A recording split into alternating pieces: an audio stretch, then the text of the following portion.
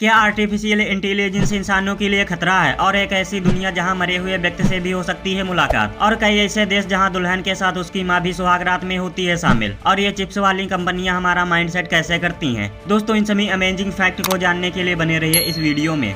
Number 8, जितना AI यानी artificial intelligence हमारे लिए फायदेमंद है उतना ही नुकसानदायक। आप इस तरह समझ लीजिए कि एक व्यक्ति एक जूते का निर्माण 3 घंटे में करता है और वही AI एक जूते का निर्माण सिर्फ 3 सेकेंड में। यानी AI पूरी तरह से इंसानों की जॉब्स को छीन लेगा। एक दिन ऐसा आएगा जब ये मशीन हम सबको भी कब्जे में ले लेंगी और अपनी मनमानी करेंगी। इसी चिंता को लेकर हॉकिंग ने साफ चेतावनी दी थी कि ये थिंकिंग मशीन न केवल खुद की जिम्मेदारी उठा लेंगे बल्कि खुद को मॉडिफाई करने में सक्षम होंगे। इसके अलावा इंडिपेंडेंट सिस्टम खुद डिजाइन और मैन्युफैक्चरिंग कर लेंगे। ऐसे में बायोलॉजिकल ह्यूमन को अपने ही द्वारा बनाई गई मशीनों से हारना पड़ेगा। नंबर 7, आज क्या है कि पूरी दुनिया आभासी है। एक जगह पर बैठकर आप टेक्नोलॉजी के जरिए पूरी दुनिया के देख सकते हैं और इसकी सैर कर सकते हैं। यही नहीं, मरे हुए व्यक्ति से भी मिल सकते हैं। जी हाँ, मेटावर्स एक ऐसी दुनिया है जहाँ आप ये सब काम कर सकते हैं। असली दुनिया से मेटावर्स बिल्कुल विपरीत है। असली दुनिया में हम चीजों को छू सकते हैं और महसूस कर सकते हैं, लेकिन मेटावर्स एक आभासी दुनिया है जहाँ का रास्ता इंटरनेट के जरिए मिलता है। मेटावर्स एक तरह का वीडियो गेम है जिसमें बहुत सारे गैजेट्स यूज किए जाते हैं, जैसे रियलिटी चश्मे, स्मार्टफोन, हेडफोन और मोबाइल ऐप की जरूरत होती है। मेटावर्स में बड़े हुए व्यक्ति से बात की जा सकती है, लेकिन उसके लिए उस व्यक्ति का होलोग्राम बनाना पड़ता है और आर्टिफिशियल इंटेलिजेंस की मदद से बात की जा सकती है। मेटावर्स में लोगों का आभासी अवतार बनाया जाता है और यह बिल्कुल कार्टून कैरेक्टर होता है। अवतार बनाने के लिए व्यक्ति की 360 डिग्री स्कैनिंग होती है और मेटावर्स में शॉपिंग या बिक्री भी की जा सकती है, जैसे फ्लिपकार्ट और अमेजन पर करते हैं। लेकिन मेटावर्स में शॉपिंग के लिए क्रिप्टो करेंसी का इस्तेमाल होता है, तो मेटावर्स में आप बहुत सारे काम कर सकते हैं।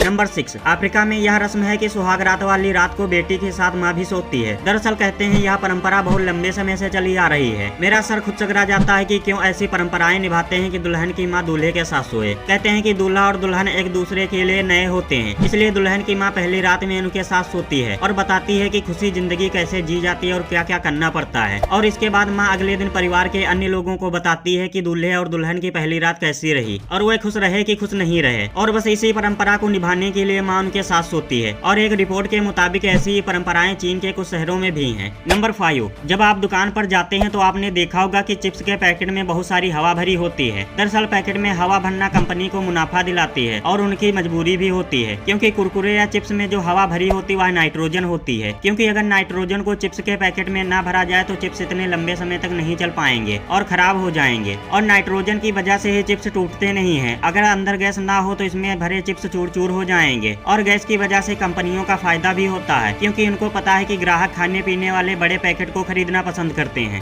नंबर 4, रूस के दागिस्तान में एक पुल बना है जो करीब 200 साल पुराना है। और सबसे खास बात यह है कि इस पुल में एक भी कील नहीं लगी है, क्योंकि यह पूरा पुल लकड़ी से बना हुआ है और इस हिसाब से बनाया गया है कि बिना कील बिना रस्सी के आज भी मजबूती के साथ खड़ा है। और आजकल जो पुल बनते हैं उनमें इतना सीमेंट लगाते हैं, लेकिन फिर भी वह 100 साल तक नहीं चलते और टूट जाते हैं। नंबर 3, जब आप मेडिकल पर कुछ टेबलेट्स लेते हैं तो उनमें कुछ टेबलेट्स पर एक लाइन बनी होती है और उनमें जिस टेबलेट पर लाइन बनी होती है वह ब्रांडेड होती है और जिस टेबलेट पर कुछ नहीं होता वह जेनरिक होती है। आपको बता दें, ब्रांडेड दवाइयों की कीमत कंपनियां खुद तय करती हैं और जेनरिक दवाओं की कीमत सरकार तय करती है, इसलिए ब्रांडेड दवाएं जेनरिक दवाओं से महंगी होती हैं। नंबर 2, उत्तर चीन के इनर मंगोलिया में आकाश में 5 सूरज चमकते हुए दिखाई देते हैं। यह घटना तब होती है जब तापमान -20 डिग्री होता है। इसे सनडॉग घटना कहा जाता है। यह ऑप्टिकल घटना तब होती है जब आकाश में बड़ी संख्या में हेक्सागोनल बर्फ के क्रिस्टल तैरते हैं और किरण को अपवर्तित करते हैं और सूर्य के दोनों ओर एक आभासी छब बनाते हैं और उसी छब को देखकर ऐसा लगता है कि मानो 5 सूरज उगे हुए हैं। नंबर 1, N95 मास्क में जो N होता है उसका मतलब नॉन ऑयल होता है, यानी यह मास्क सिर्फ तेल रहित वातावरण में प्रभावी होता है। और वहीं 95 इस मास्क की दक्षता को दर्शाता है, यानी यह मास्क 95% तक कणों को छान सकता है। 100% की कोई गारंटी नहीं होती है। तो दोस्तों, आप में से किन किन लोगों ने N95 मास्क का यूज किया है कमेंट सेक्शन में बताना और इसी तरह की वीडियो के लिए लाइक, शेयर एंड सब्सक्राइब कर लेना।